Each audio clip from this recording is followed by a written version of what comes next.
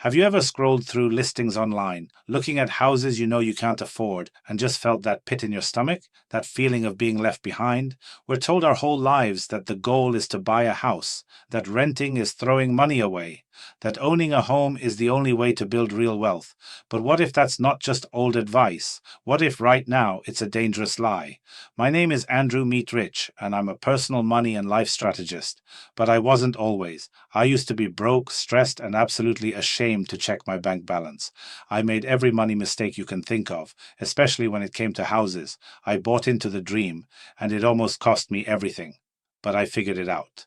I rebuilt my finances and my entire mindset, and now I want to help you do the same. Today, we are going to talk about the housing market, but we're not just going to talk about interest rates. We're going to talk about the psychology of the housing trap. We'll break down the real cost of owning versus renting, and I'll show you why, for the first time in a long time, the smart financial move might be to do the one thing everyone tells you not to do. So please click that like and subscribe button. Even if today's topic doesn't feel super relevant, the next one could change your life. I remember the pressure to buy my first place. I was in my late 20s, and everyone around me was doing it. My parents were asking, "Andrew, why are you still paying someone else's mortgage?" I'd go to a friend's barbecue, and the whole conversation was about new decks and kitchen islands.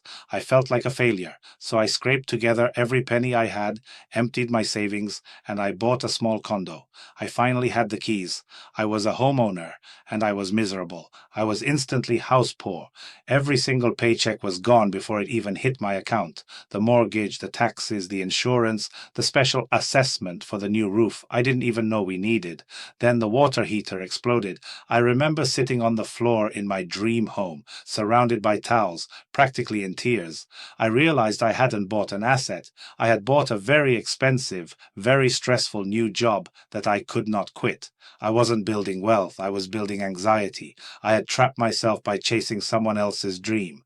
And here's where most people get stuck. They confuse the price of the house with the cost of their life. So here's the first mental trap we fall into. I call it the Zillow fantasy.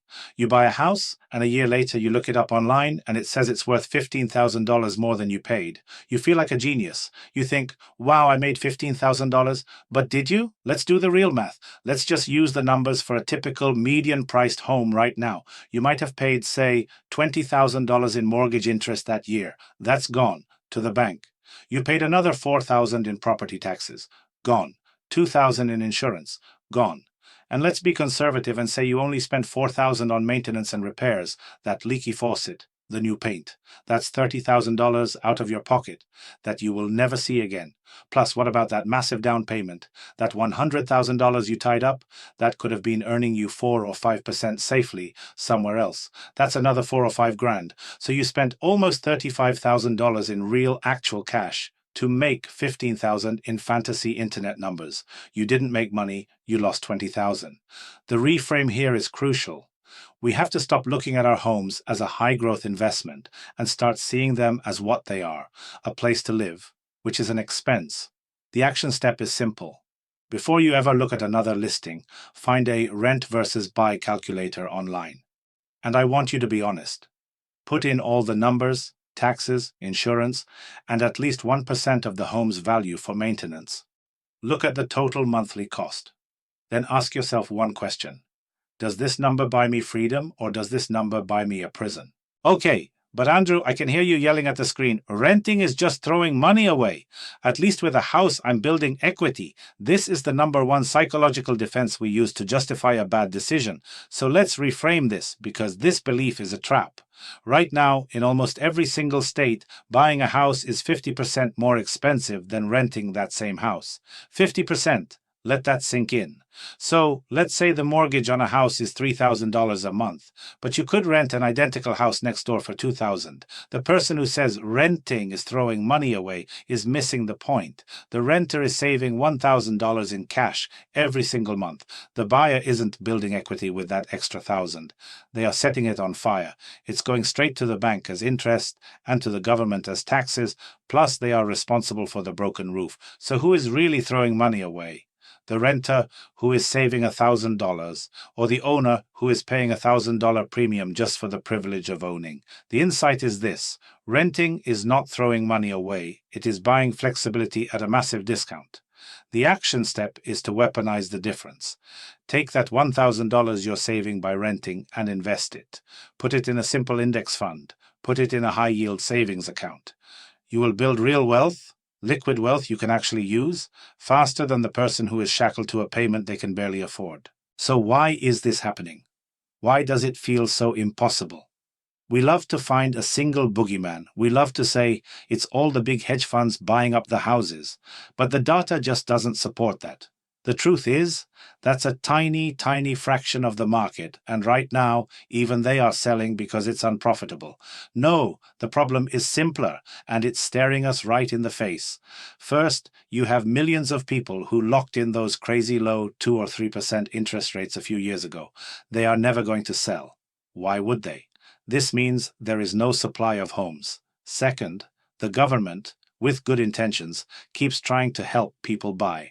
But just like with student loans, what happens when the government makes it easier to borrow more money? Does the price go down?